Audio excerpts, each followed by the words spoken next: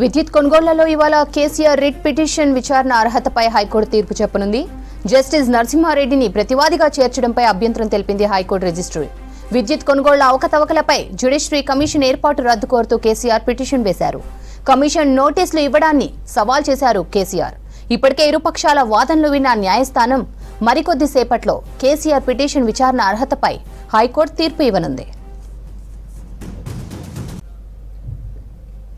High court తీర్పుకు సంబంధించి మరిన్ని డీటెయిల్స్ సదానందం అందిస్తారు. సదా, డీటెయిల్స్ ఏంటి?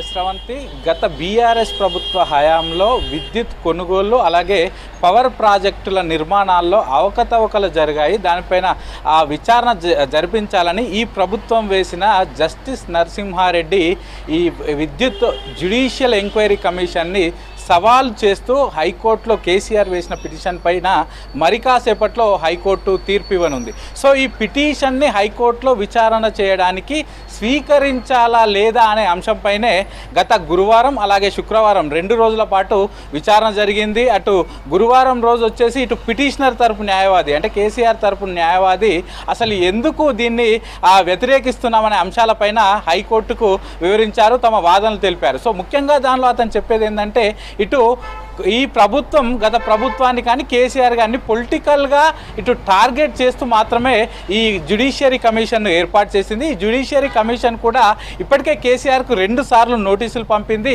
కేసీఆర్ దీనికి సంబంధించి రిప్లై ఇవ్వకముందుకే అటు ఈ జ్యుడిషియరీ కమిషన్కి చైర్మన్ అయినటువంటి నరసింహారెడ్డి ఆల్రెడీ ప్రెస్ మీట్ పెట్టేసి అంటే 15th లోపు నోటీసులు ఇవ్వాలని తాను ఆ నోటీసుల్లో రిప్లై ఇవ్వాలని నోటీసుల్లో తెలిపితే 11th రోజే అంటే కేసీఆర్ రిప్లై ఇవ్వకముందుకే 11th రోజే ప్రెస్ మీట్ పెట్టి కేసీఆర్ పూర్తిగా తప్పు చేశారంటూ కూడా ప్రెస్ మీట్లో టార్గెట్గా చేస్తూ మాట్లాడారు. కాబట్టి ఇది ప్యూర్గా పొలిటికల్ ఎజెండాతో వేసిన కమిషన్ కాబట్టి దీన్ని సవాల్ చేస్తున్నాము, దీన్ని పూర్తిగా రద్దు చేయాలంటూ కూడా తను హైకోర్టుకు తెలిపారు. సో దీనిపైన గురువారం రోజు వాదనలు తిన్న హైకోర్టు నెక్స్ట్ శుక్రవారం రోజు ఇటు పిటిషనర్ తరపు న్యాయవాది దీనిపైన ఆ వాదనలు అటు ఏజీ అంటే ఇటు ప్రభుత్వ తరపు న్యాయవాది శుక్రవారం వాదనలు వినిపించారు. సో దానిలో వీళ్ళు చెప్పింది ఏంటంటే ఆల్రెడీ అసెంబ్లీలో గత ప్రభుత్వం విద్యుత్ కొనుగోలులో అక్రమాలు చేసింది, ప్రాజెక్టుల నిర్మాణాల్లో కూడా అక్రమాలు ఉన్నాయంటూ ప్రభుత్వం లేవనెత్తినప్పుడు అప్పట్లో విద్యుత్ శాఖ మంత్రిగా ఉన్నటువంటి జగదీశ్వర్ రెడ్డి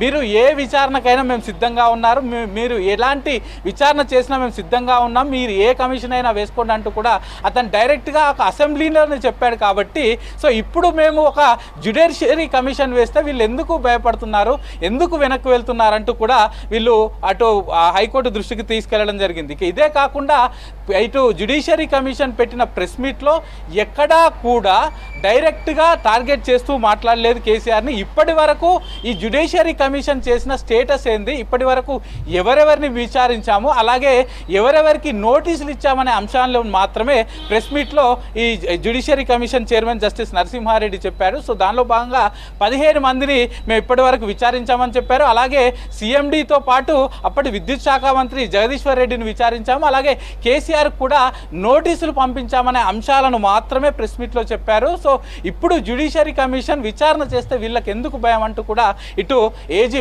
ప్రభుత్వ తరపు న్యాయవాది కూడా హైకోర్టులో వాదించడం జరిగింది. సో దీనిపైన ముఖ్యంగా ఇటు రిజిస్ట్రీ కూడా హైకోర్టు రిజిస్ట్రీ కూడా జస్టిస్ నరసింహారెడ్డిని ప్రతివాదిగా చేర్చడంతో దీనికి నంబరింగ్ కేటాయించొద్దంటూ కూడా ముందు రిజిస్ట్రీ తెలిపిన ఆ తర్వాత దీనిపైన విచారణ చేసిన హైకోర్టు దీనికి నంబరింగ్ ఇచ్చింది. సో దాని తర్వాత విచారణ జరిగింది. సో ఈరోజు మరి కాసేపట్లో హైకోర్టులో దీనిపైన అంటే కేసీఆర్ వేసిన రిట్ పిటిషన్ని విచారణకు స్వీకరించాలా వద్దా అనే అంశంపైన మరి కాసేపట్లో అయితే తీర్పు రానుంది. ఒకవేళ ఆ హైకోర్టు విచారణకు స్వీకరించమని చెప్తే తిరిగి మళ్ళీ దీనిపైన వాదనలు ఉండే అవకాశాలు ఉన్నాయి.